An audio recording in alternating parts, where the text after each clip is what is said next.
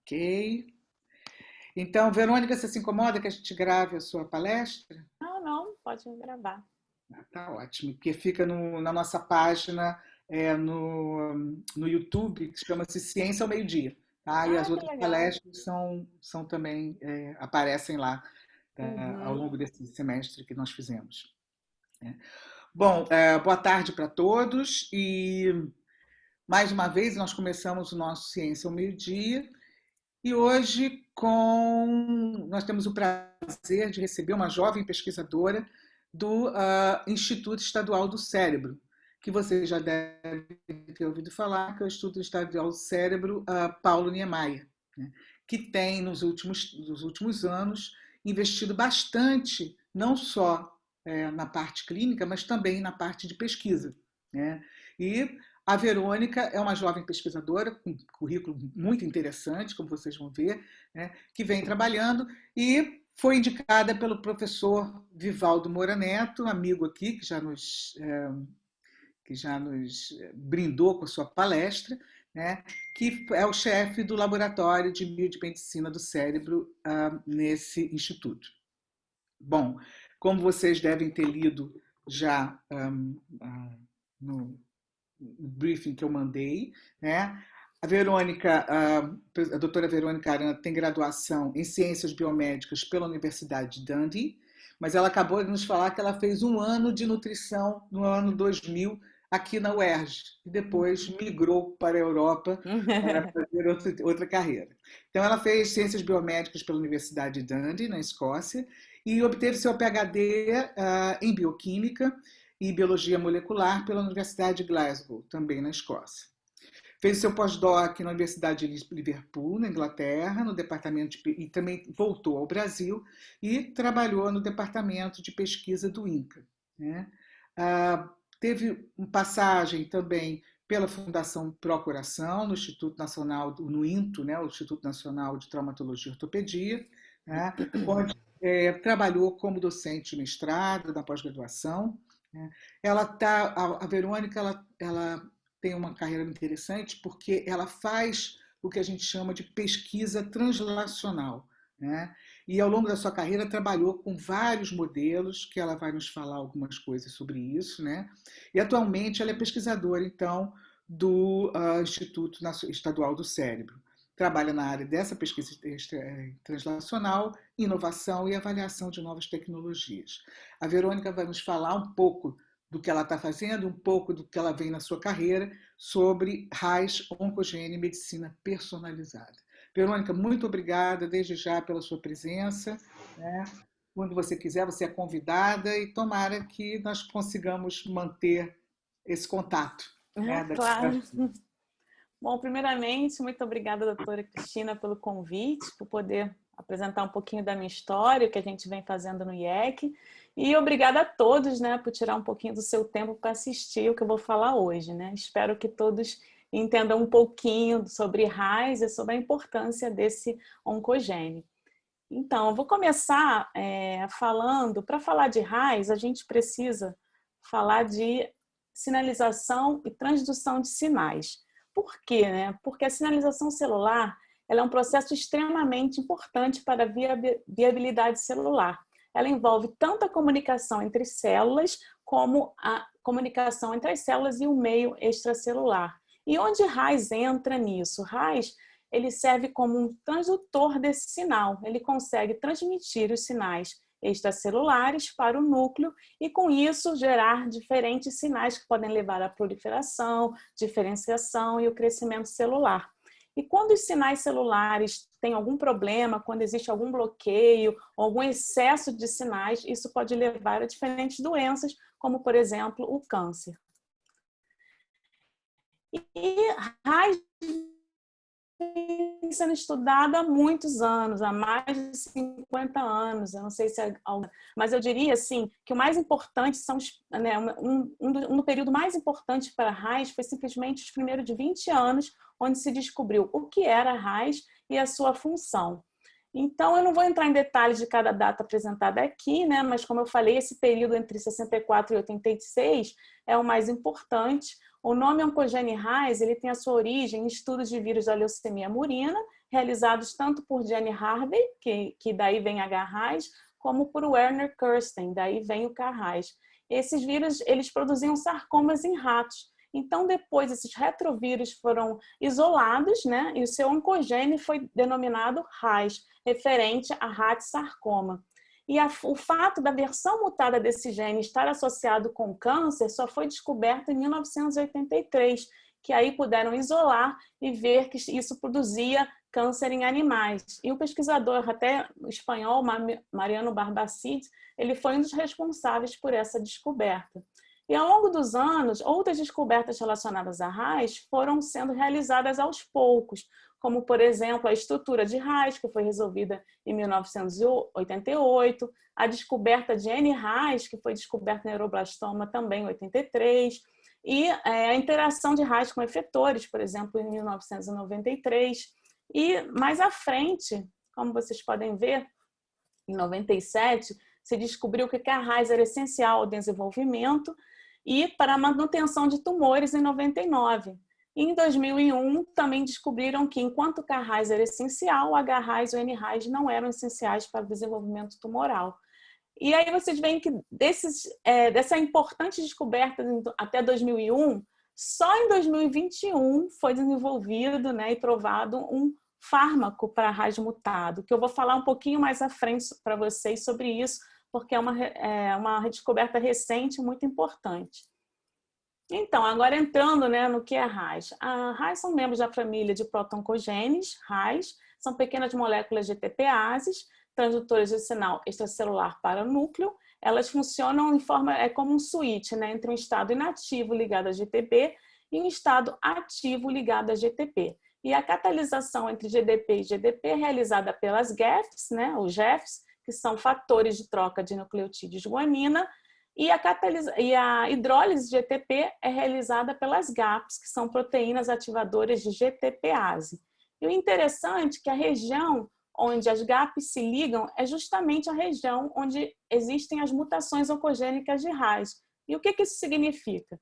Que RAS consegue ficar ativo constitutivamente, gerando proliferação, diferenciação e migração, sobrevivência descontroladas, porque é justo a região onde RAS se desliga. Então, se tem uma mutação ali, essa troca não ocorre e RAS continua ligado a GTP. E como o RAS é ativada upstream? Por exemplo, a gente tem os receptores de tirosina quinase. Quando a molécula sinalizadora se liga a esses receptores, um exemplo é o EGFR, esses receptores são autofosforilados em resíduos de tirosina. E o que acontece? Esses resíduos ativados recrutam proteínas no citoplasma que servem como adaptadores e essas proteínas são capazes de estimular a ativação de RAS. Um deles é SOS, que significa Son of Sevenless, e esse serve como um GEF, como eu falei antes. Ele é capaz de catalisar a troca de GDP por GTP. Então, RAS ativo estimula a ativação de diferentes vias de sinalização.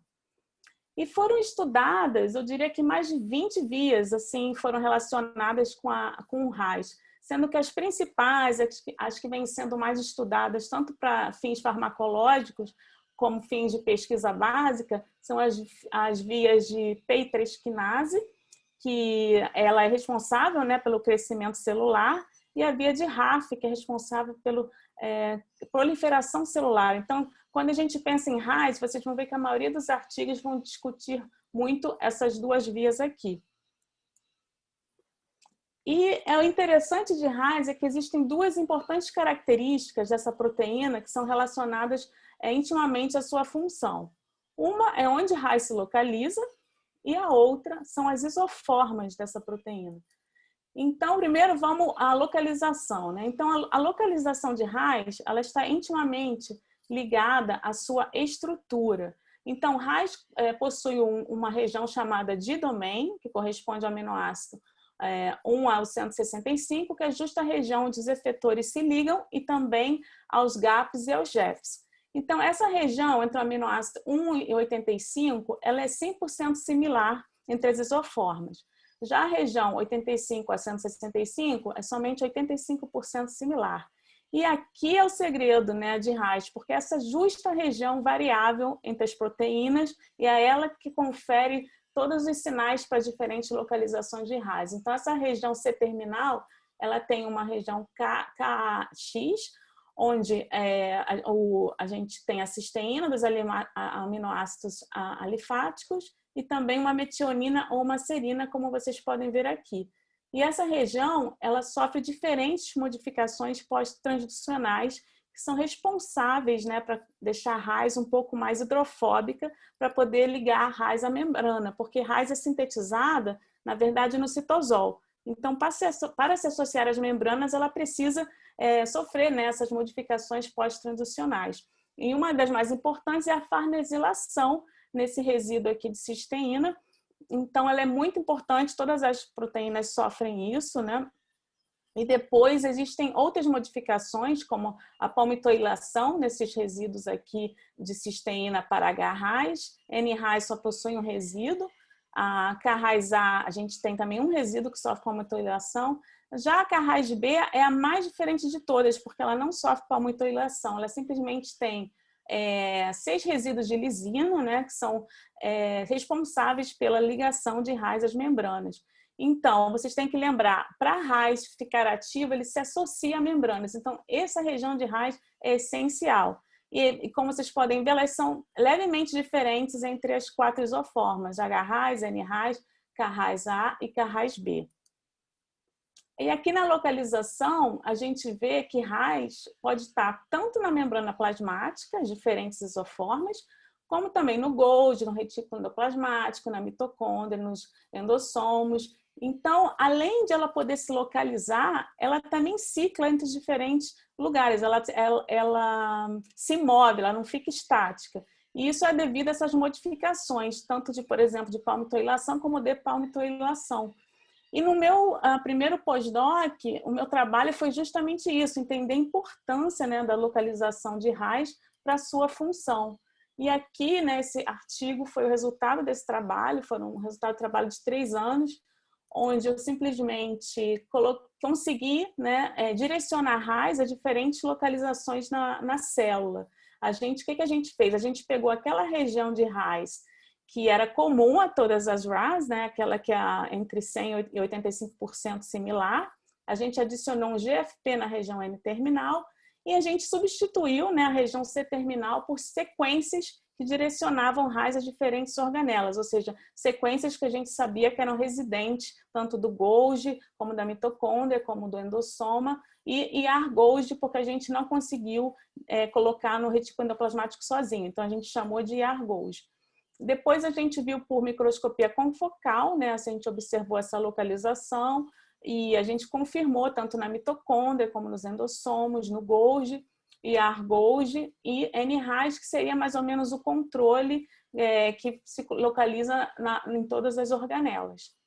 E eu não vou mostrar o artigo inteiro para vocês, depois vocês podem checar, quem tiver interesse, mas só para dar assim, uma pincelada, um dos ensaios fenotípicos que a gente realizou foi para avaliar os níveis de proliferação das células, né, contendo RAS em diferentes organelas. E a gente se observou que tanto Golgi, como IAR-Golgi, como Endo-RAS, como Mito-RAS, eles proliferavam mais do que o nosso controle, tanto de células sem modificação, como das células que continham, né, só N-RAS sozinho. Então, foi uma coisa interessante, né? Porque até então, tanto o meu supervisor como o orientador dele estavam tentando provar que não era só a membrana plasmática responsável pela sinalização de RAS. Então, nesse artigo, a gente mostra diferentes resultados que mostram que realmente as diferentes organelas são importantes, assim como outros autores também demonstraram isso. Então, isso está bem validado hoje em dia. Aí que eu estava falando que a localização celular de RAS é extremamente importante, né, para sua função, e depois também as isoformas de RAS. Como eu falei, existem diferentes isoformas, sendo as principais N-RAS, H-RAS e K-RAS. E o interessante é que K-RAS é a mais frequentemente mutada de todas. A gente tem a prevalência de mutação em K-RAS comparada com as outras é 86% K-RAS, 11% N-RAS e H-RAS é somente 3%. Então, ela é a que aparece menos frequentemente mutada em tumores. Além disso, foi demonstrado que elas ativam vias de sinalização de forma distinta. Enquanto H-RAS e N-RAS elas preferem ativar a via de PI3K, H-RAS prefere ativar a via de RAP, segundo diversos artigos publicados na literatura. Além disso, somente o nocaute de K-RAS mostra que é essencial para o desenvolvimento em camundongos. O nocaute das outras duas não causa a morte dos animais. Então, é muito interessante isso. Além disso, a gente tem uma predileção por diferentes tecidos. Como vocês podem ver, isso eu acho fantástico, né? Porque a gente vê que a maioria dos tumores, de alguma forma, prefere, né? Ele se direciona pelas mutações em K-RAS, comparado com N-RAS e H-RAS. E, além disso, as localizações dessas mutações, por exemplo, glicina 12, é a mais mutada em K-RAS e também ela é a segunda mais mutada em N-RAS e a terceira mais mutada em H-RAS. Já, por exemplo, a glutamina 61, ela é mais mutada em N-RAS e H-RAS. Já aqui em K-RAS você vê muito pouco de mutações nessa região. Então, vocês têm que pensar que além de tecido, né, diferenças de mutação por tecido, a gente tem diferentes preferências por códons. Então, é mais um fator, né, que é importante na função e no estudo de RAS. Aí eu quis mostrar essa imagem de uma revisão bem recente da Nature, onde eles coletaram resultados de diferentes estudos nos Estados Unidos e eles só pegaram resultados que tinham mais de 15% de K-RAS mutado e aí eles compararam nos diferentes órgãos. Então, vocês podem ver aqui que, se a gente for ver, o K-RAS é super mutado em cólon, também em pâncreas, né, em câncer de pâncreas, e também em pulmão. Já o H-RAS tem uma preferência por tumores de cabeça e pescoço, e o N-RAS por tumores de pele, ou seja, melanoma, por exemplo. Então, existe uma diferença, né? E isso varia um pouquinho, as porcentagens não são assim, não é que todas as populações têm exatamente as porcentagens iguais, a gente vê uma variação. E quando eu vim para o INCA, foi quando eu comecei a entrar nessa parte mais translacional, de testar os tumores, identificar quais alterações eram presentes em RAS. E aí eu mostro para vocês também uma pincelada de 2 artigos que a gente publicou, e onde primeiro a gente avaliou a frequência de mutações de K-RAS em câncer de pulmão não pequenas células, e a gente viu que esses pacientes apresentavam mutação em aproximadamente 10,5% dos tumores, e também havia uma diferença, né, na prevalência de mutações por códon.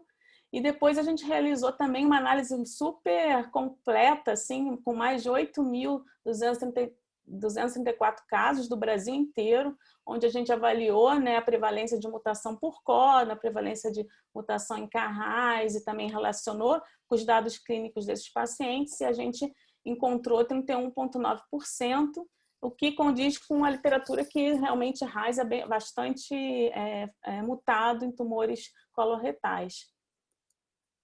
Então, se vocês forem ver, né, o que eu falei é muito importante para a oncogênese de RAS, tanto as mutações, como as isoformas, como sua localização. Além disso, existem outras variáveis que são menos exploradas, mas que também são importantes para a iniciação do tumor, que é o nível de transcrição, né, desses genes, a estabilidade do RNA mensageiro, o status dos supressores de tumor nessas células, o tipo celular, mudanças epigenéticas, outras modificações, né, outras vias celulares, às vezes estão modificadas, que vão influenciar a via de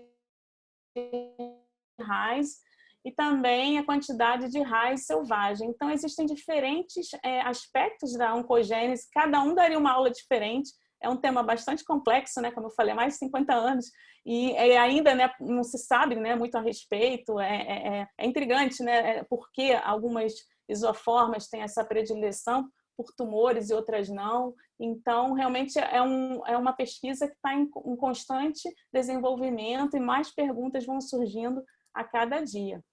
E aí vocês vão se perguntar, se RAS tem tantas variáveis e é complexa, como a gente vai usar RAS como alvo terapêutico. Realmente, isso é complicado.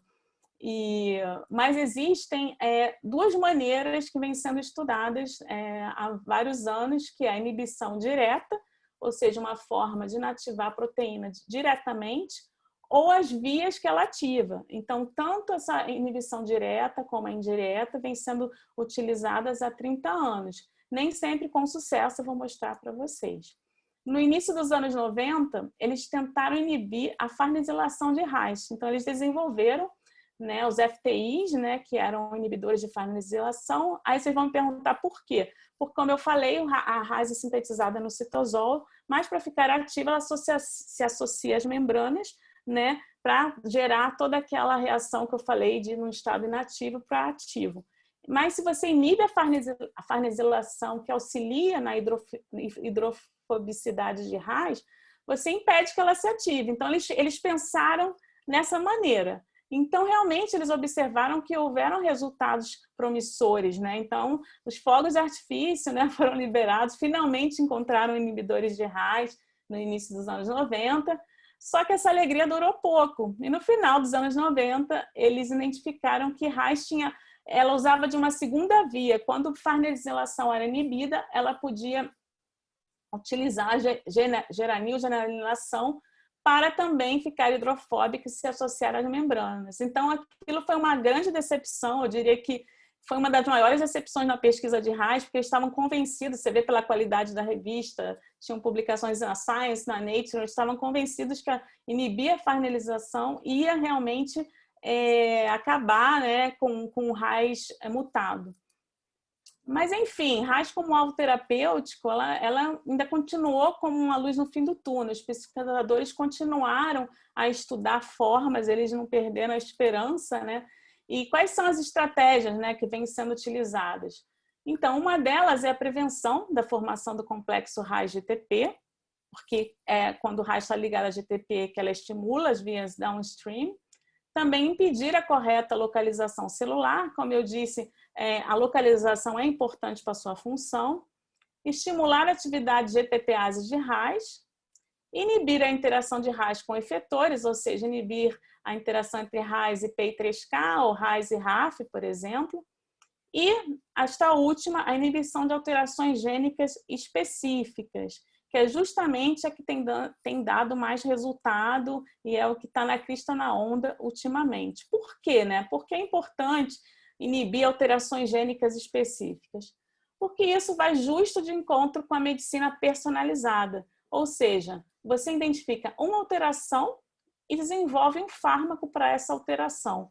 Antigamente, era o que se dizia one for all, ou seja, um medicamento para todos. Mas aí se descobriu que alguns pacientes eram resistentes ao tratamento. E é graças à genômica que a gente pôde identificar quais alterações eram importantes e como a gente podia modificar isso. Ou seja, então aí entrou a medicina translacional com muita força e a medicina personalizada, ou seja, poder tratar o paciente como indivíduo e não como coletivo.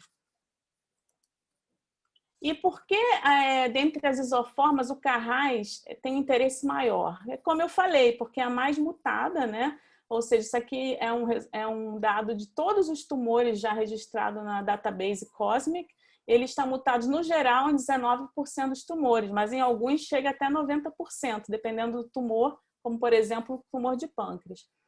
Foi demonstrado, além disso, que ela é essencial, né, para a integridade do organismo e estudos também demonstraram que serve como um biomarcador tanto para câncer coloretal como para câncer de pulmão.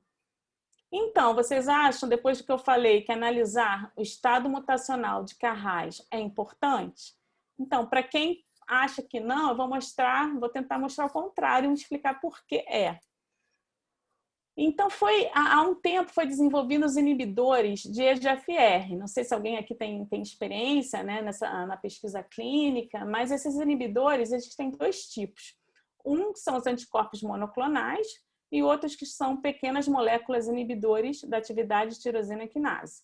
E alguns exemplos de anticorpos monoclonais são cetuximab e panitumumab, em câncer coloretal, e erlotinib e gefitinib, em câncer de pulmão. E só lembrando como o RAS se ativa, vocês lembram que a molécula se liga ao receptor, o receptor se dimeriza, ativa, é autofosforilado, e isso serve como base para a ativação de RAS e de suas vias efetoras. Mas quando a gente tem um anticorpo monoclonal, ele bloqueia, né? Ele compete com a molécula sinalizadora, bloqueando a ligação dessa molécula, ou seja, inativando a ativação de RAS. E no caso das pequenas moléculas que competem, né, pela atividade de tirosina quinase, você tem o erlotinib e o gefitinib que vão impedir a autofosforilação do receptor, ou seja, inibindo também as vias. Só que aí os clínicos e os pesquisadores na clínica também começaram a notar que, por exemplo, se você bloqueava EGFR, ok, o Carras selvagem continuava bloqueado, porque aí não conseguia emanar sinal downstream de EGFR. Só que, se Carras tivesse mutado, não importava se você bloqueasse o receptor de forma a impedir, né, a molécula a se conectar ao receptor ou impedir sua autofosforilação. Isso não ia importar, porque o RAS mutado, independente dessa ativação de EGFR, ele ia continuar a emitir o sinal, ou seja, ele ia continuar a estimular a proliferação celular. Então, eles descobriram que alguns pacientes respondiam bem à terapia e outros não respondiam bem. E quais não respondiam bem? Os que tinham Carras mutado. Então, o que eles fizeram? Eles começaram a avaliar esses pacientes e pedir exames genéticos para ver se os pacientes que iam receber essas drogas, eles tinham Carras ou não mutado, entendeu? Então, Carras virou um biomarcador preditivo de resposta em terapias anti-EGFR. Por isso que para essa questão foi super importante, né, fazer o screening genético, e isso vai muito de encontro, como eu falei com vocês, com a medicina personalizada, porque se fosse uma droga para todos, a gente não ia ver qual ia responder ou qual não. Então, isso beneficia muito o paciente.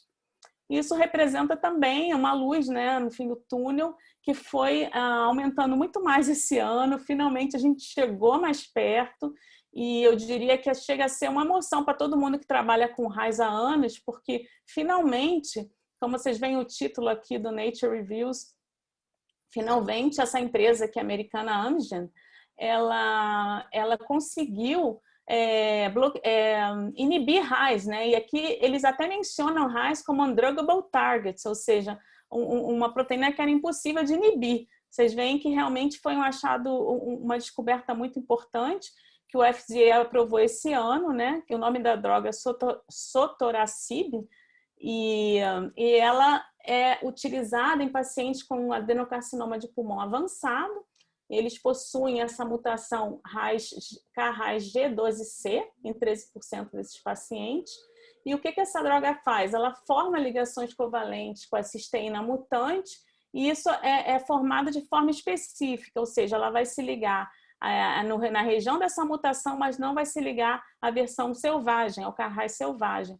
E eles mantêm, né, eles conseguem manter essa mutação em off, ou seja, RAS não vai conseguir estimular a sinalização e proliferação de forma descontrolada, então eles conseguem bloquear. E os resultados, para quem quiser ler o artigo, esse é o artigo, né, que é interessante de avaliar, especialmente para quem é médico, tem esse interesse da clínica. Eles demonstraram uma redução de tumor em 36% versus 20% em terapias estándar e um aumento também de sobrevida desses pacientes, né? Então, são pacientes que já tinham tumor avançado, que teriam poucos meses de vida e eles conseguiram aumentar isso. Então, é uma grande alegria, né, para a comunidade médica e científica ver que o inibidor realmente está fazendo uma diferença, né, na vida dessas pessoas.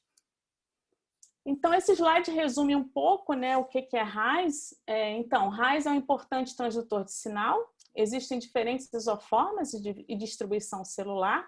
Ele já foi demonstrado que é um biomarcador preditivo de resposta em câncer tanto coloretal como câncer de pulmão. Existe uma nova terapia direcionada, né, que é essa terapia PAG12C. No entanto, ainda existe necessidade de mais terapias efetivas para outros tumores, né? Além do tumor de pulmão, como eu falei. Então, como eu falei, é uma pesquisa contínua, né? Que sempre tem que ser avaliada devido a todas essas variáveis que eu expliquei para vocês. E eu dei essa introdução também, né, para falar um pouco, dar uma introdução no que a gente tem feito agora no IEC. Então, os projetos em desenvolvimento são vários, mas o projeto que eu estou realizando no momento está relacionado a este, né, do professor Vivaldo Moura Neto, que ele é o idealizador dessa plataforma de biópsia líquida no IEC. Então, o título do projeto é Desenvolvimento de Plataforma Diagnóstico Molecular de Neoplasias por Biópsia Líquida. Ele visa a identificação de mutações tumorais, sinais inflamatórios e microRNAs. Então, eu sou a responsável pela identificação de mutações tumorais, a outra pesquisadora é a Natália Roque pela identificação de sinais inflamatórios e a Manuela Ehringer pela identificação de microRNAs no plasma de pacientes. E aí vocês vão se perguntar qual a diferença, né, entre a biópsia convencional e a biópsia líquida. A convencional, ela é a prática estándar em patologia. Já a biópsia líquida é um método inovador. Enquanto a biópsia convencional ela é mais invasiva, a biópsia líquida é minimamente invasiva, né? A gente até brinca, assim, no máximo quem tem medo de agulha vai ficar em pânico, mas enfim, não é um big deal, não é um problema. Enquanto a biópsia convencional pode gerar um risco, dependendo do local, né, que essa biópsia vai ser feita. A biópsia líquida possui um risco mínimo. A outra coisa super importante, para mim é uma das mais importantes, a biópsia convencional, você tem dificuldade, né, na repetição, já a líquida você pode repetir quando você quiser. A biópsia convencional nem sempre é representativa da heterogeneidade tumoral, você vai num local específico. Já a líquida é mais representativa e abrangente, porque fala do sangue, né? E as possíveis aplicações, né, dessa biópsia líquida em oncologia são várias. A gente pode aplicar em diagnóstico e prognóstico, identificar se o paciente, a possibilidade recidiva, né, nesse paciente, traçar perfil molecular de tumores, tentar selecionar tratamentos, monitorar, né, o paciente e descobrir a presença de doença residual. Então, isso tudo já foi descrito na literatura como possíveis aplicações da biópsia líquida em oncologia. E a gente tem interesse, né, até por estar no Instituto Estadual do Cérebro, de associar, né, a biópsia líquida na identificação de marcadores para tumores cerebrais. Brevemente, né, eu não sou clínica, não sou biomédica, mas eu vou falar um pouquinho para você dos tumores cerebrais. Existem diferentes tipos, benignos e malignos. Eles são causados, não se sabe muita causa, mas se diz que é pelo somatório de alterações adquiridas ao longo do tempo, especialmente envelhecimento, predisposição genética ou por exposições a fatores carcinogênicos, como o INCA descreveu em 2019. No mundo, o câncer do sistema nervoso central ocupa a 13ª posição em homens e a 16ª em mulheres, já no Brasil é a 10ª posição. E dos tumores primários malignos, ele é um dos com piores sobrevida, né? Porque a sobrevida global de 5 anos é inferior a 35%. Daí a importância da gente estudar e poder detectar tumores ou alterações que a gente possa prever se esse paciente vai ter ou não um tumor agressivo e poder pegar isso no início. Então, quais os desafios, né, no estudo dos tumores cerebrais? Um dos desafios é a tomada de decisão clínica baseada em neuroimagem. A outra, muito importante, é o diagnóstico precoce, que muitas vezes, quando o paciente chega na clínica, já tem um tumor avançado.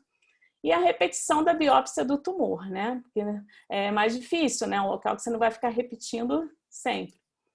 Então, a solução qual seria? Buscar biomarcadores tumorais no sangue desses pacientes, que seria um método não invasivo, e com isso poder prever, né, e monitorar esses pacientes, ou seja, diagnosticar a presença de marcadores que possam estar associados com tumores.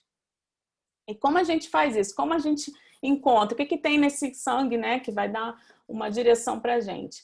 É porque as células tumorais, elas liberam tanto células tumorais circulantes, né, como DNA tumoral circulante. Então, já foi identificado que era possível, né, identificar, foi publicado que era possível identificar essas alterações no sangue, daí que partiu a ideia de associar a biópsia líquida ao câncer.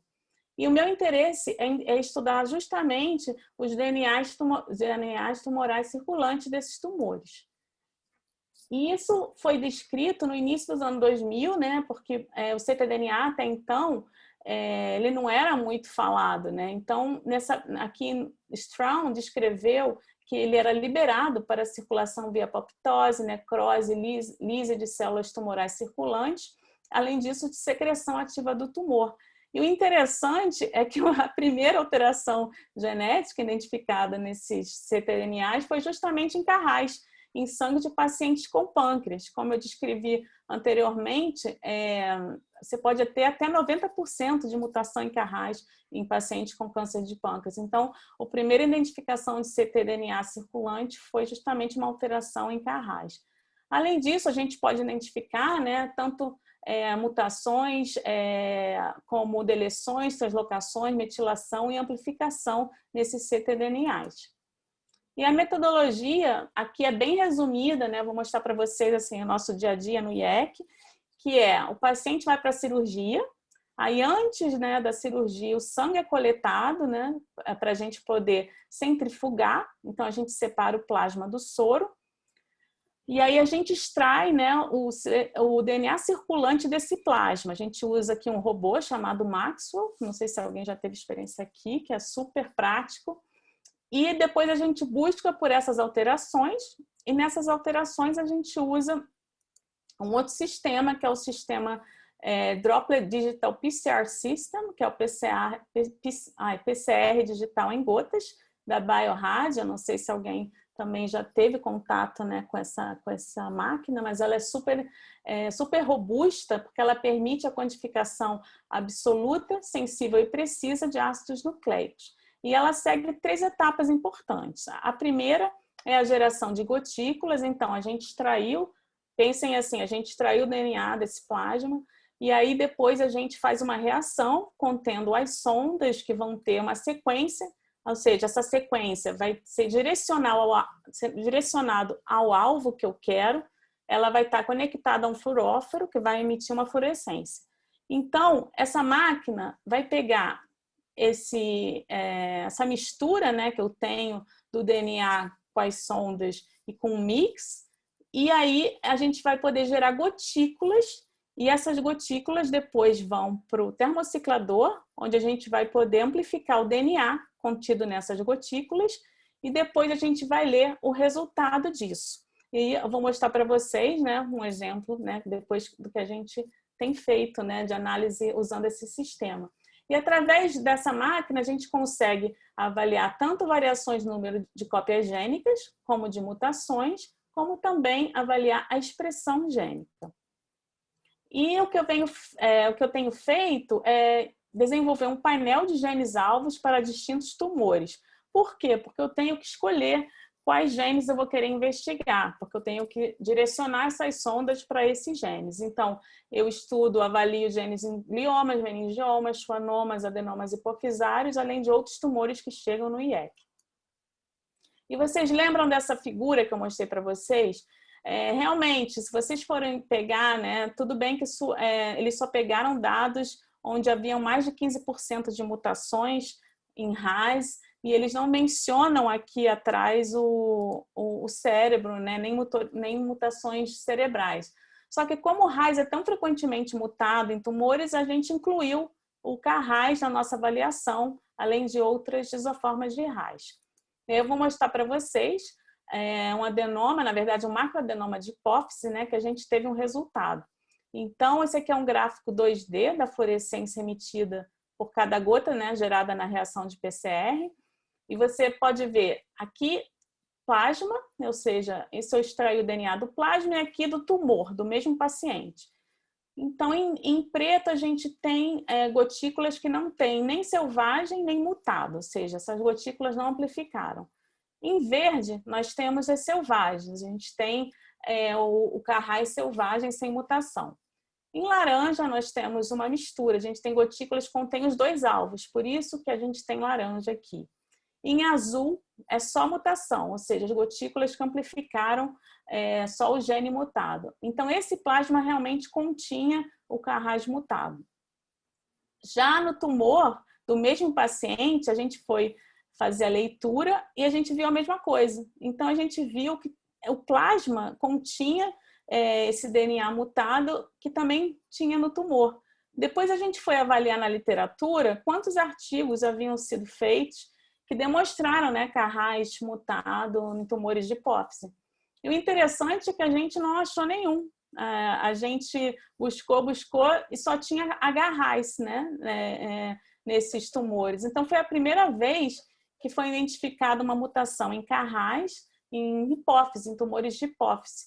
E isso gerou esse artigo, né, que a gente fez. Tanto aqui a gente tem a Manuela, que é do nosso laboratório, que me ajudou no trabalho, o professor Vivaldo, líder, e também o cirurgião Paulo José da Mata, Leandro Kazuki, o Renan, Felipe Andreolo e Leila Chimelli, que são os patologistas, Paulo Niemeyer Filho e Mônica, que também tiveram envolvidos na pesquisa, especialmente a doutora Mônica, que é especialista em tumores de hipófise. E ela também não havia nunca visto, né, um relato sobre mutações de Carrais em tumores hipofisários. Então, para a gente foi muito legal, foi uma pesquisa que rendeu uma grande divulgação até na mídia, né, porque foi a primeira vez que a gente identificou essa alteração em hipófise e mostrou que a gente estava indo pelo caminho certo, porque quando eu via os artigos sobre Carrais mutado, eu via que realmente não havia uma expressão grande de Carrais no cérebro, e isso até poderia deixar a gente um pouco assim, por que eu vou fazer, né, já que não é tão mutado? Mas talvez esse seja o segredo, a gente fazer uma coisa que não está ainda descrita, né? Seguir o que todo mundo faz, às vezes você encontra os mesmos resultados, não encontra nada diferente. Então, ao adicionar isso no meu painel, foi muito legal, porque a gente pôde identificar, né, essa alteração. E a gente não sabe, mas isso pode sim ter um efeito. Até o tipo de tumor que a gente viu era um macroadenoma. Então, às vezes pode ter até relação com o tamanho desse tumor. É algo que a gente vai continuar investigando. Além disso, a gente investiga outros tipos de tumores. É uma pesquisa, toda semana eu estou fazendo essas reações para identificar alterações em diferentes tumores que chegam no instituto, diferentes pacientes. Então, a gente pega a plasma diariamente e um dia da semana a gente analisa todos esses plasmas. E aqui é um outro exemplo, né, de um tumor de PIK3CA no plasma de paciente com meningioma. Aqui, novamente, você vê a população azul, até mais, né, do que na outro dado que eu mostrei. Então, o paciente tinha cerca de 6%, né, de prevalência, né, dessa mutação. E é algo que também a gente está avaliando. Já foi descrita em meningioma essa mutação, então não é algo novo, mas é interessante ver que a nossa plataforma está funcionando e que, dependendo dos resultados que a gente tenha, a gente pode associar certas alterações com o diagnóstico ou até monitoramento desses pacientes. E a perspectiva atual é expandir o estudo de Carrais em hipófise, né? Continuar com essa colaboração da professora Mônica Gadelha e a professora Leila Chimelli. A gente vai continuar acompanhando o perfil molecular de diferentes alvos, né, de tumores cerebrais, tanto primários como metastáticos, em amostras do plasma versus tumor. Por quê? Porque a gente precisa... a biópsia líquida ainda não é a única forma, né? A gente sempre tem que recorrer à biópsia tradicional e a testar com os patologistas, né, esses tumores. Então, é algo que vem sendo feito para tornar um pouco mais independente, mas ainda não é 100%. Por isso que a gente sempre tenta, quando a gente acha um resultado interessante, checar também se isso corrobora com a alteração no tumor do paciente. Além disso, a gente vai comparar as amostras pré- e pós-cirúrgicas, analisando plasma de tumores cerebrais e também de outros tumores, porque a gente tem colaboração com outros institutos. Um exemplo é o INTO, né, o Instituto de Traumato-Ortopedia, que vai nos fornecer, né, amostras também de pacientes com tumores ósseos, que também é um tema bastante interessante, e a gente também está aberta à colaboração, a receber amostras de outros tipos tumorais e de outros institutos também. Então, a grande finalidade é identificar biomarcadores de detecção precoce, algo que possa ajudar no diagnóstico precoce desses pacientes e também, né, quem sabe, no prognóstico e no monitoramento da doença. É um trabalho que não é um trabalho simples, porque até a gente realmente identificar e validar o método, isso leva tempo, mas a gente está bastante contente com o resultado que a gente tem visto e é algo que a gente pretende, quem sabe um dia, fornecer, né, esse serviço para auxiliar esses pacientes que tanto precisam, especialmente os afetados com tumores cerebrais. Por isso que eu falei que eles já chegam, às vezes, com um tumor bem avançado e isso é um problema, né? Então, eu queria agradecer, né, ao professor Vivaldo Moura Neto, que é o grande idealizador da plataforma de biópsia líquida e realmente uma pessoa que vem estimulando a gente a descoberta, e isso é muito legal. Eu queria agradecer a equipe do laboratório, especialmente a Geralda Cardoso, nossa técnica, que nos ajuda muito com a extração desse DNA do plasma também, que, como eu falei, são cirurgias que ocorrem diariamente, então precisa de uma equipe bastante unida, né, para a realização do projeto. A doutora Manuela Ehringer também que participa e vai participar na parte de microRNA, doutora Silvia Devalle, que deve participar na parte de câncer coloretal, doutora Luciana Pessoa, que também auxilia nessa parte biópsia líquida, a doutora Natália Roque, que vai analisar citocinas no plasma, a doutora Lúcia Macária, que era PhD do Instituto, agora já é pós-doc, a nossa PhD Caroline Van Giro e a secretária Flávia Ruiz. Além disso, eu queria agradecer a doutora Mônica Gadelha, que é a nossa colaboradora do Laboratório de Neuroendocrinologia, e o doutor Renan Miranda e Leandro Cazu, que também ajuda na extração de amostras dos tumores dos pacientes, doutora Leila Chimelli e Felipe Andriolo, que são os patologistas colaboradores, os cirurgiões Paulo José da Mata e doutor Paulo Niemeyer Filho, a toda a equipe médica do IEC, cirurgiões, enfermeiros e auxiliares, especialmente aos pacientes e familiares, que são os que permitem, né, que essa pesquisa realmente ocorra, porque eles nos autorizam a utilizar o material deles para análise. Então, é isso. Muito obrigada a todos, né? Estou aberta a perguntas. Verônica, parabéns, uma bela apresentação, né? Eu acho que todos aprendemos muito. Obrigada. E assim, vão abrir para as perguntas, né? Eu tenho, para variar, eu sempre tenho perguntas, né? Eu vi que o Vivaldo entrou em algum momento aqui. Você quer tirar a tua apresentação? E aí a gente... tá, pode ser. Todo mundo? Pronto. Bom, perguntas? Temos aqui perguntas? Bom, outra pergunta, Cristina. Maria Helena. Oi, Maria Helena. Oi, Mel, tudo bem? Professora Maria Helena, da Universidade Federal de Minas Gerais, e agora está na Santa Casa, não é isso? Santa Casa de Belo Horizonte, Belo Horizonte. Obrigada pela sua presença. Pós-graduação, eu que agradeço. Muito parabéns aí pela conferência, Verônica, muito Obrigada. boa. Tem colegas da Santa Casa aí que trabalham também com biópsia líquida que estão presentes, viu? A Cristina, junto aí a Renata. E eu creio que elas gostaram muito. Muito boa a sua apresentação. Obrigada. Eu sou nova no assunto, tenho pesquisado alguns peptídeos ativos em células tumorais, mas me chamou a atenção esse inibidor que você citou, o sotorazib, que inibe o Carras, né? Eu queria saber que tipo de molécula que se é uma molécula sintética, né? Sintética. Química, é um peptídeo, alguma outra coisa, não sei. E se ele entra na célula, né? Se já tem uma noção de como que é essa inibição do Carras. Se é só em câncer de pulmão que ele funciona também. Então, ele é uma pequena molécula inibidora e ele se liga exatamente ao sítio que eles chamam de da troca, né, do nucleotídeo de Reis, naquela região G-domain. E o que ele faz? Ele altera levemente, ele consegue alterar levemente a conformação e ele se liga covalentemente somente essa região. E a maneira que ele foi sintetizado é uma maneira que ele não encaixa onde se raiz selvagem, né, nas moléculas de raiz selvagem, ele não consegue conectar. Então, é um encaixe, né, um encaixe perfeito, e ele consegue ficar ligado de maneira estável, ou seja, não é uma ligação, como se fala, transiente. Não, é uma relação permanente. Só funciona, então, com raiz mutada. Isso, e é tão específica que é só com essa mutação também, né? Porque foi exatamente para por isso que é um avanço, uma coisa assim, Não que vai eles afetar acham... o tecido normal, por exemplo, quando faz é necessário, né? E a toxicidade muito baixa dos pacientes, então realmente... agora, é pulmão, mas já estão fazendo testes clínicos para paciente com câncer coloretal que tem a mesma mutação.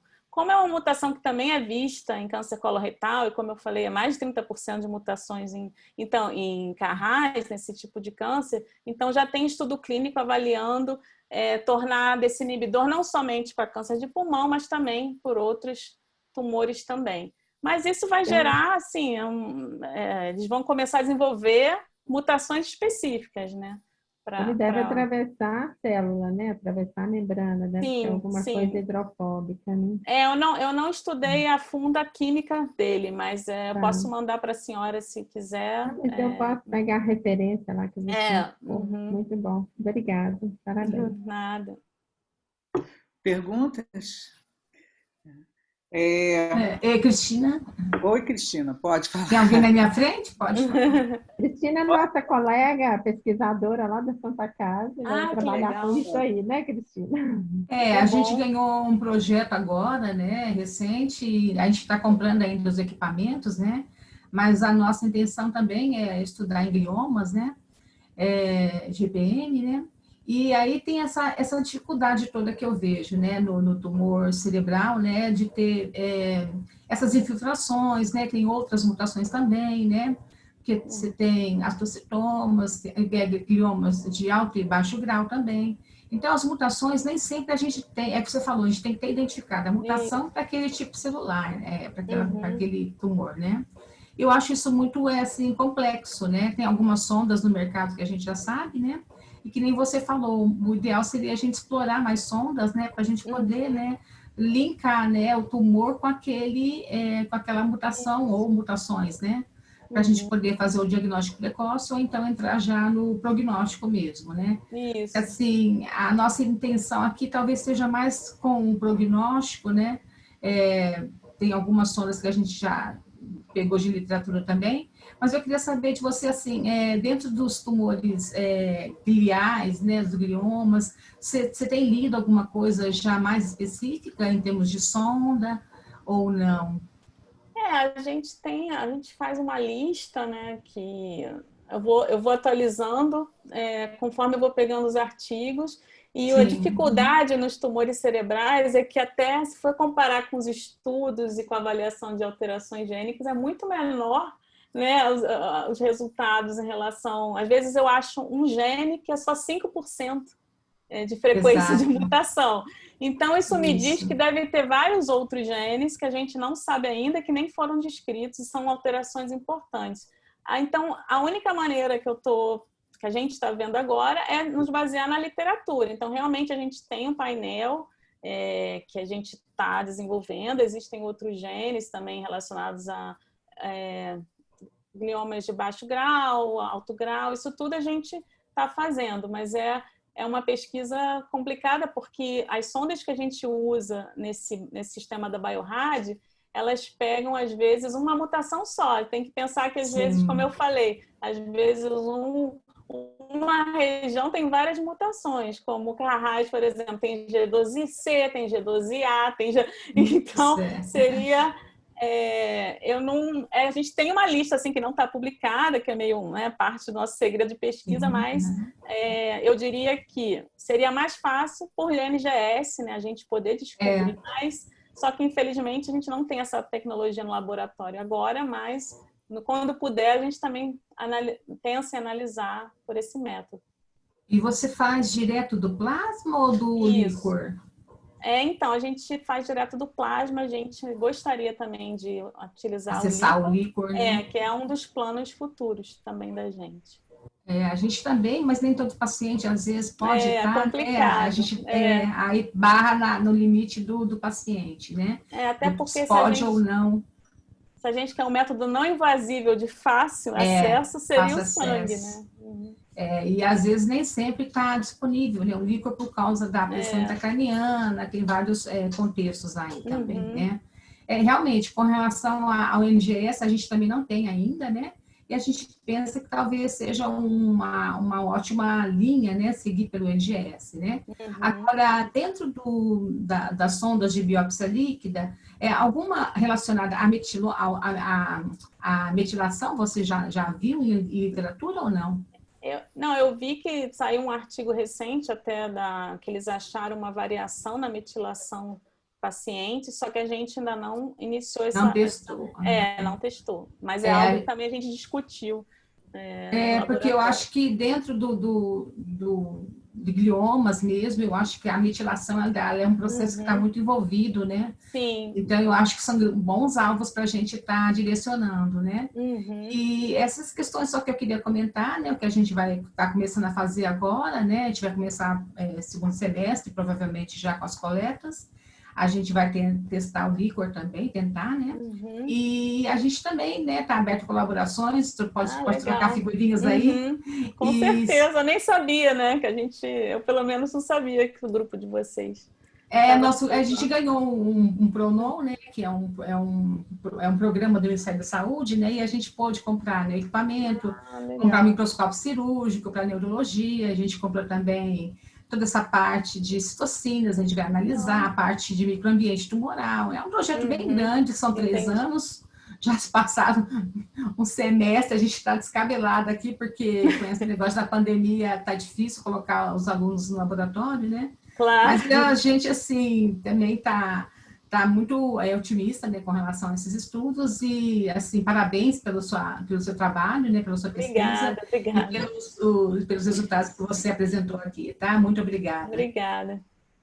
Temos que pensar em convidá-la para dar uma palestra lá na Santa Casa, né, Cristina? Seria interessante. Se você puder, a gente envia um convite. Tá bom. Obrigada. Ótimo, então já começamos até uma colaboração aqui, isso aí é uma alegria para nós.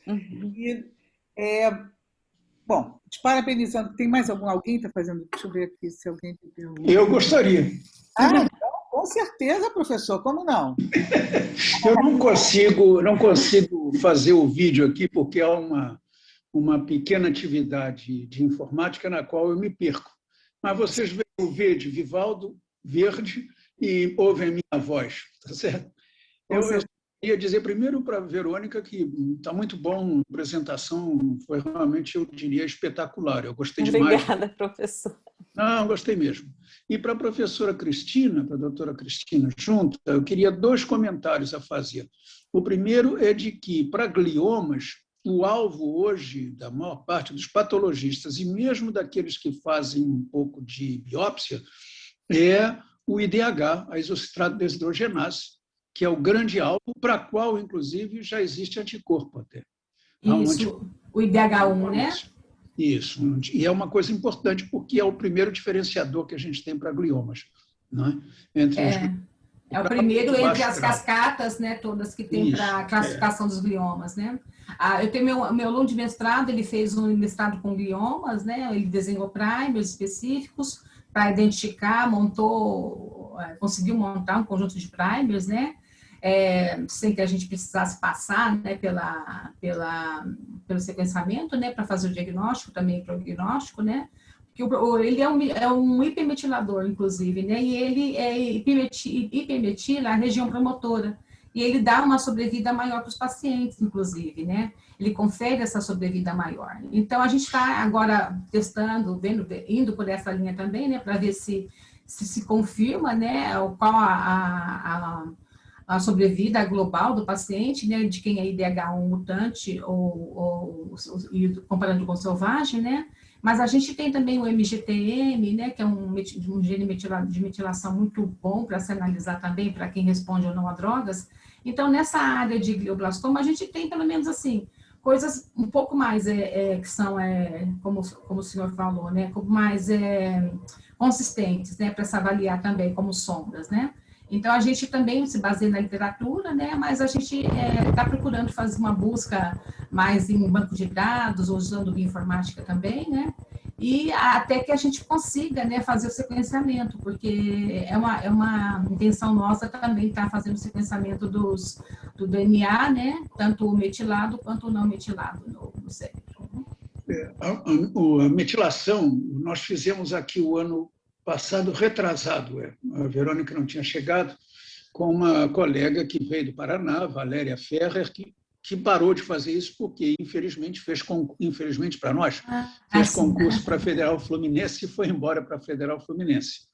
Sim. Mas nós estamos escrevendo, porque a FAPERJ, a Cristina sabe, os outros colegas do Rio sabem, abriu um edital de metilômicas, e nós vamos fazer no projeto, com os colegas, uma metilômica, a metilação do ponto de vista ômico, digamos assim, para diagnóstico. Nós temos alguma experiência com isso, não temos nada assim mais interessantes, e depois foi Valéria, que a Verônica, inclusive, não conheceu. Eu acho que você entrou na saída da Valéria, não tenho certeza. Isso. Mas essa metilômica é uma coisa possível. No NGS, ele é extraordinário, mas Sim. a baba do GNF é negócio para R$2 milhões. Isso só mineiro tem dinheiro para comprar isso. Só mineiro. Exatamente. Não, mineiro não. Esse programa é um programa nacional. Se vocês estão dentro de um hospital de alta complexidade, vocês podem pedir também. Né? Eu acho que os pedidos para esse ano, eu posso até dar algumas sugestões, né? Mas as datas ainda, desse ano eu não vi ainda não, mas a gente estava querendo pedir no NGS. Mas assim, a gente não tem estrutura ainda do pessoal de bioinformática, que precisa ser aquela pessoa que vai lá e busca as variantes, né? Que faz a leitura, né? Então, isso ainda está faltando para a gente. Uma colaboração lá com a FMG, com a doutora Glória Franco, né? E outras pessoas aqui. Então, a gente está buscando a colaboração, por enquanto, até ter o equipamento também, né? Mas tem muita coisa para se fazer, eu gostaria que a gente pudesse continuar conversando mais, né? E que a gente mantenha contato, tá bom? Se a gente puder ajudar também... Fazer troca, se vocês quiserem, coloquem no chat as trocas de e-mail aí.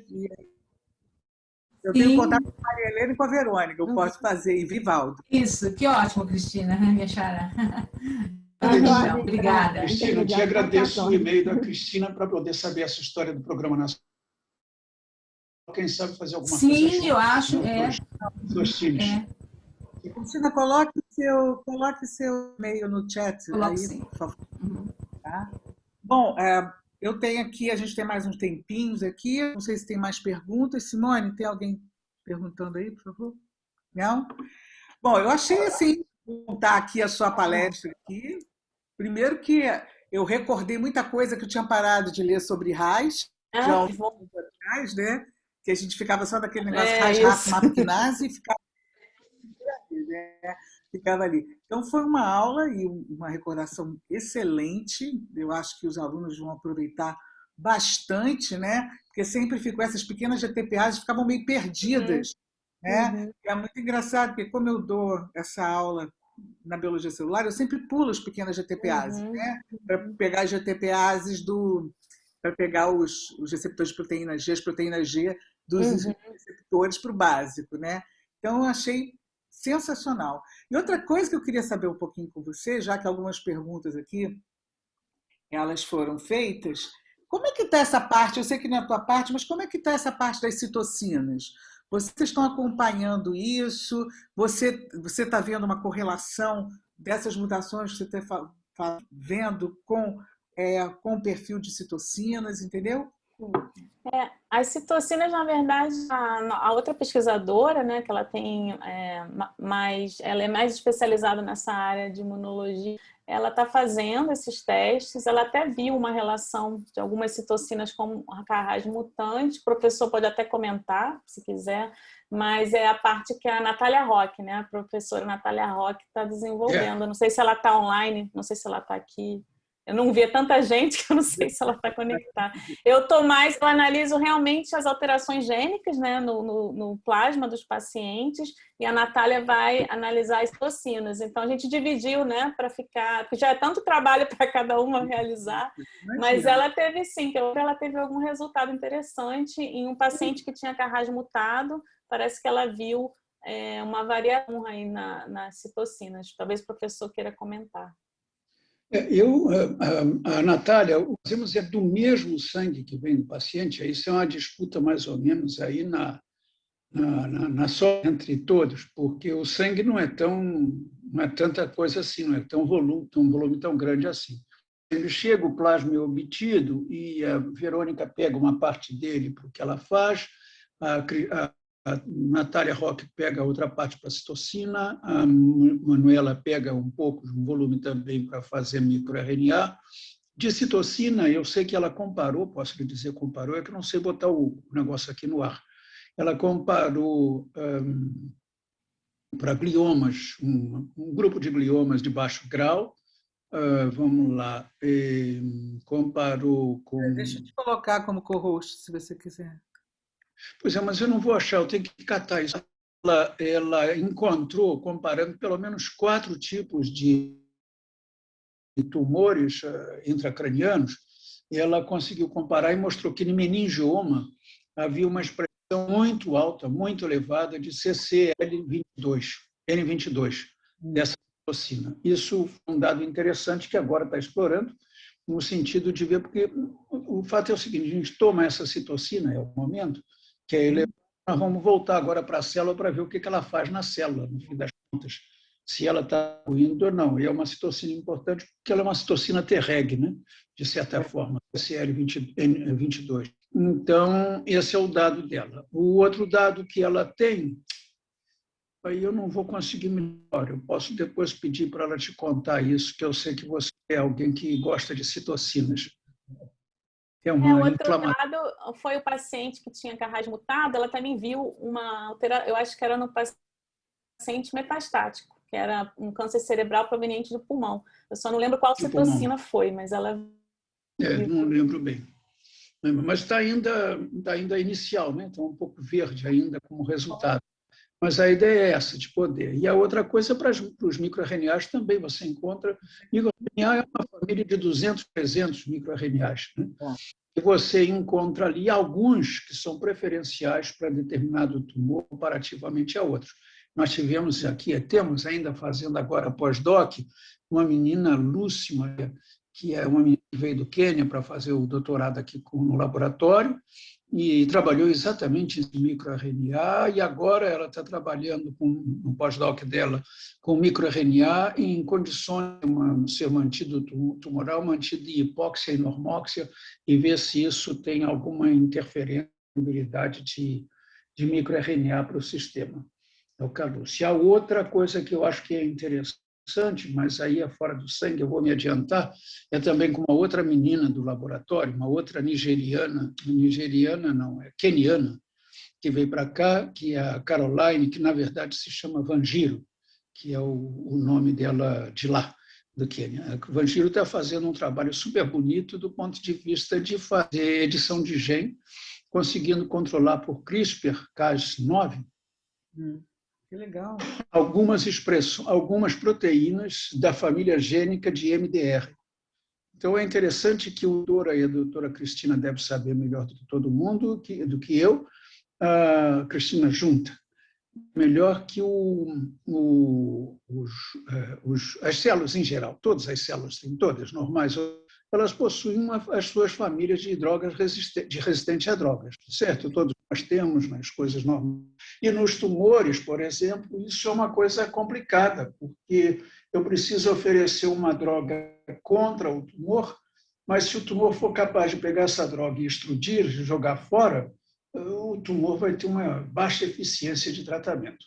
Então, ela fez uma coisa muito interessante, que foi pegar o gene ABC1, da proteína PPMN, e conseguiu, com essa proteína, fazer uma mudança, né, uma edição num ponto da proteína, e com isso ela recupera alguma coisa como 60% de inibição para alguma coisa que era muito menor, a inibição anterior. Nesse mesmo sentido, tem uma aluna de uma colega nossa que você conhece também, lá da UFRJ, lá da farmacologia, a Lígia, lembra da Lígia? A Lígia tem uma aluna espetacular, ela está há pouco tempo no laboratório, acho que tem uns 2 meses, não sei, há uns 2 meses aqui, não é? Sim, 2 meses. E é uma garota espetacular, a menina, frenética, realmente frenética. Ela fez um trabalho muito interessante que ela comparou uma meia dúzia de drogas clássicas contra tumores e conseguiu mostrar, pelo menos ontem ela me mostrou as imagens assim à noitinha, imagens muito bonitas de algumas drogas que são melhores que o temozolomida, que é o clássico, a clássica droga para tratar tumor, para tratar paciente. O paciente faz a cirurgia, depois ele recebe uma quimioterapia com temozolomida. E ela mostra umas outras drogas, eu não vou conseguir lembrar os nomes de cor, isso eu não consigo fazer, mas que é extremamente interessante, porque agora, diante do que tem a Vangiro, a Caroline, com a história do CRISPR-9A, dirigir direto lá, né?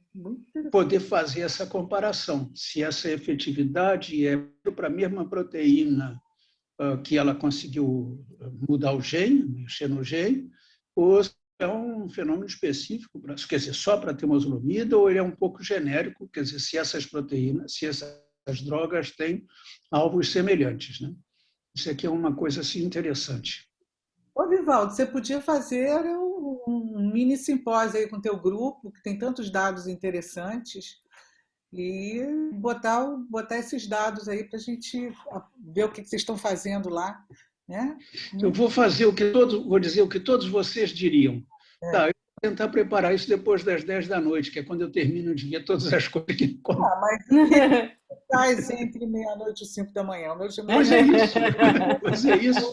Vocês todos diriam para mim, mas aí de madrugada você não faz nada, fica dormindo. Mas isso é fato, por exemplo. Nós temos, sim, quer dizer, não ainda de um simpósio assim, mas nós temos um compromisso, cada uma dessas meninas me preparando como é que a gente, uma ementa de uma fala para simpósio pequeno, porque hoje em dia, com essa história da internet, Zoom, você tem que falar pouco, né? Porque ninguém aguenta ficar te ouvindo. O cara vai... Entende? Ainda mais com esse truque da gente tirar a imagem, por exemplo, se contente ou não, se eu vim de gravata ou sem gravata. Eu gostaria de fazer assim, porque eu acho que está sendo bom. Nós estamos num começo do começo, entende? Mas eu estou muito animado. Te dou parabéns, né, pela apresentação. Não são boas. Não, são pessoas boas. Isso tudo funciona porque a gente que tem sangue nos olhos, como a Verônica, essa espanhola que viveu quem tem sangue nos olhos. Cristina é prima, hein, professor? Prima aí, galega. Traz comuns na Galícia. Tá bom.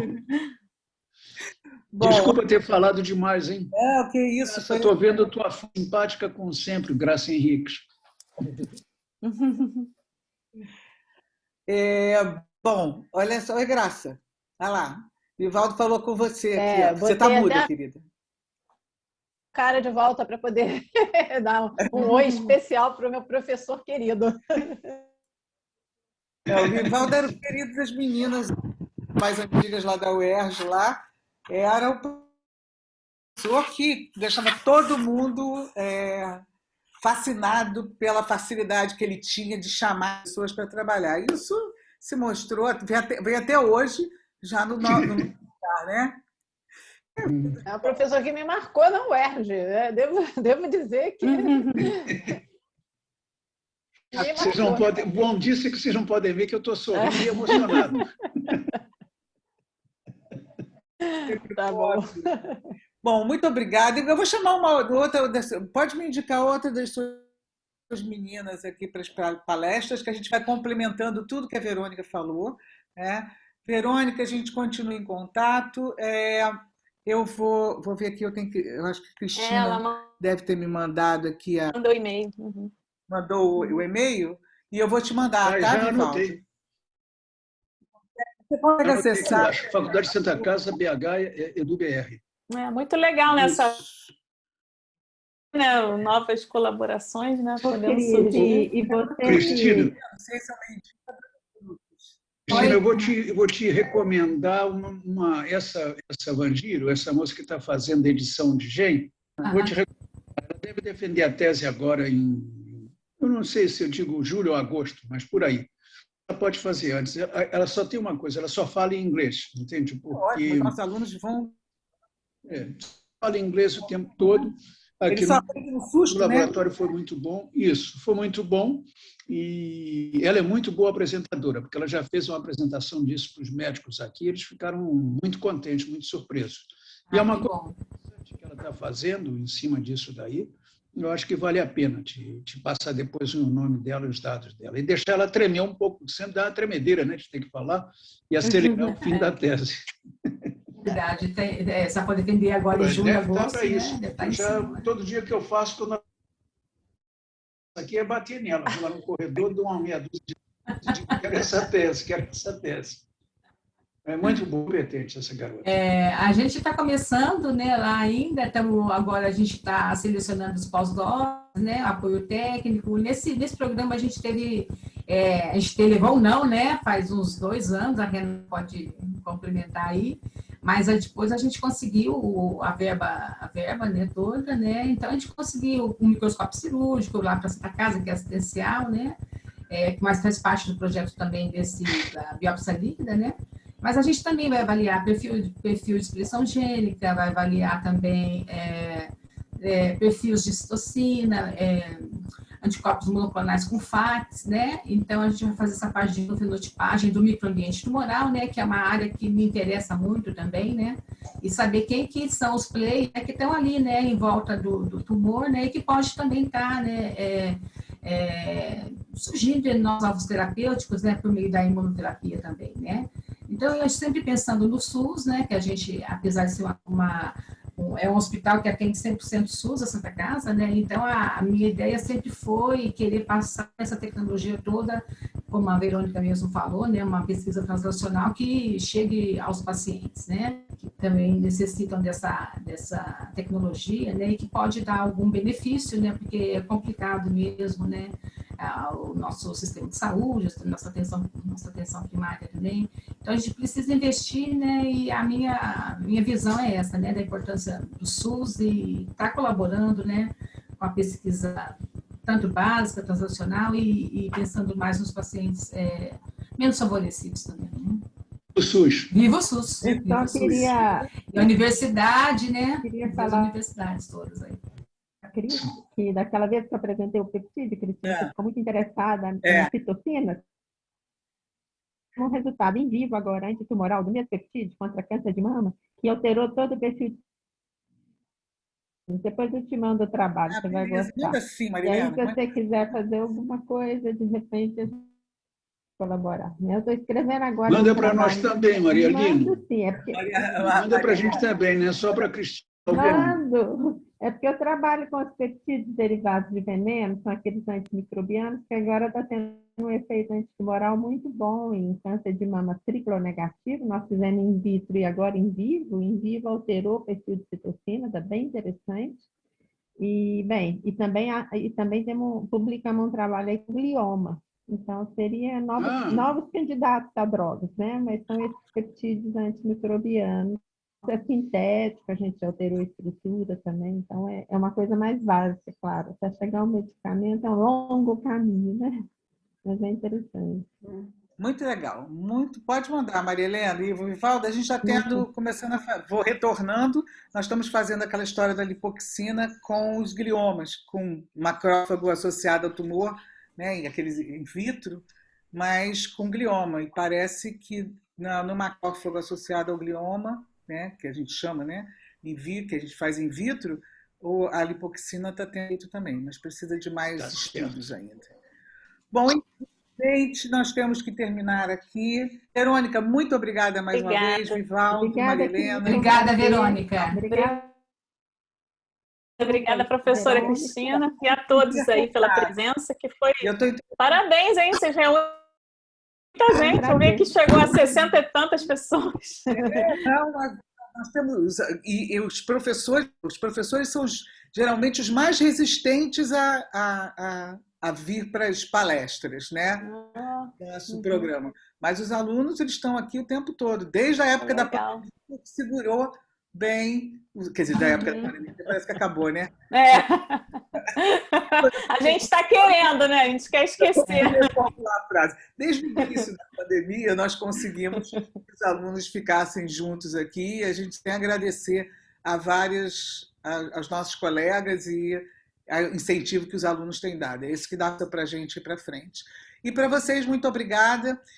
Volto a conversar com vocês depois, que eu estou interessada no micro-RH nessas mutações.